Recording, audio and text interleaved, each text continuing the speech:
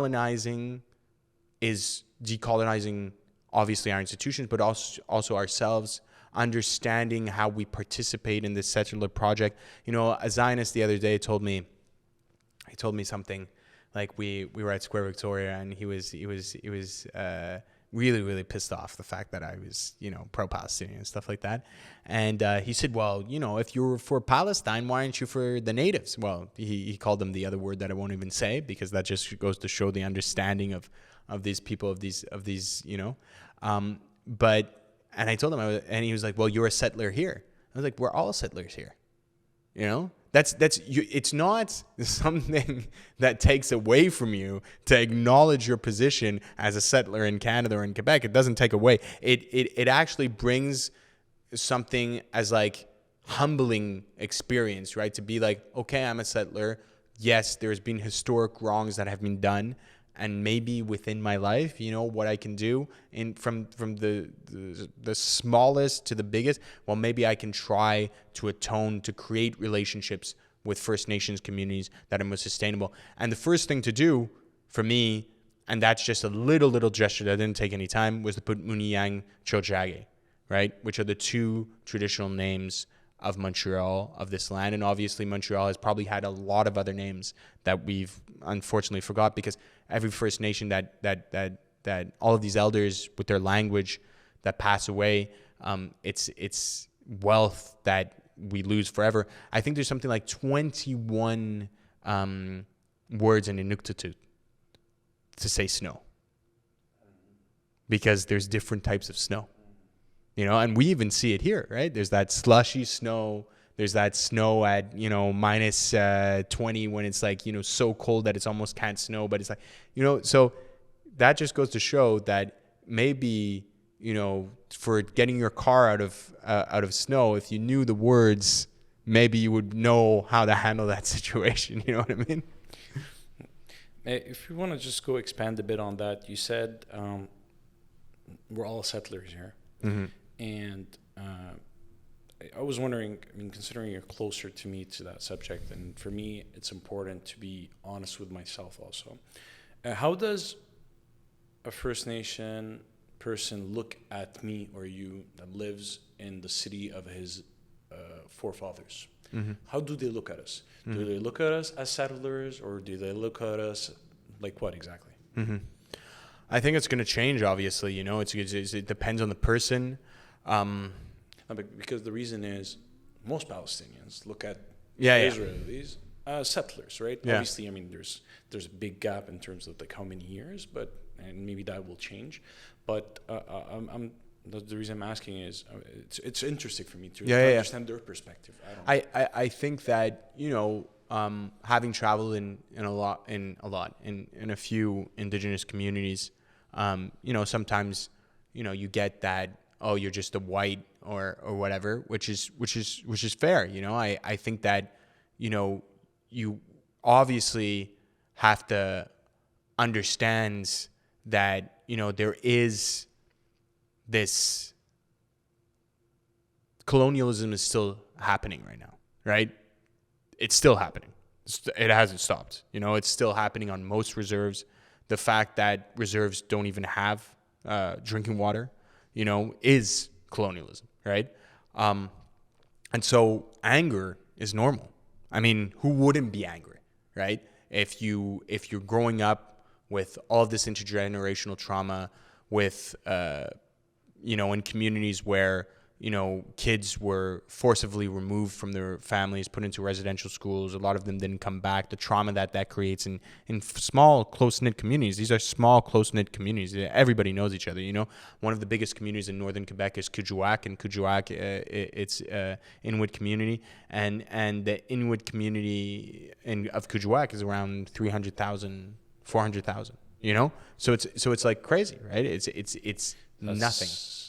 400,000 people? No, 4,000. Sorry, 4,000. Yeah. 4,000. It's nothing, right? It's nothing, right? It's not even 3 residential blocks in Montreal. You know what I mean? So those are communities that are completely, you know, were destroyed by this, right? Were destroyed by the residential colonialism, all of that. Was that planned? Sorry? Was it planned to destroy those communities, or it just happened? No, it's so. I think it depends, as the colonization goes, but within Inuit community, for example, it was planned, and all communities have different histories, but in the Inuit community, it was planned for them for forced settlement. So up until the 1920s, if I'm not mistaken, 1930s, they were still semi-nomadic. Inuits. They would travel throughout the lands, live off the land. They would have the sled dogs, and they would live the traditional life that they have been living for millennium. And the Canadian government had a mass policy of sedentarizing Inuit communities, which was to kill the dogs. So they killed the sleigh dogs, massive culling of sleigh dogs, to make sure that the communities couldn't travel anymore, and to make them, they gave them houses which were not fit at all for the. It started in the 1940s and went up until I think as late as 1970s, something like that. At that point, I think most communities were sedentarized. What's the purpose of doing that? It was to protect, quote unquote, the Canadian North, and to create cheap labor for military bases during the Cold War, to make sure that the Canadian Arctic stayed Canadian.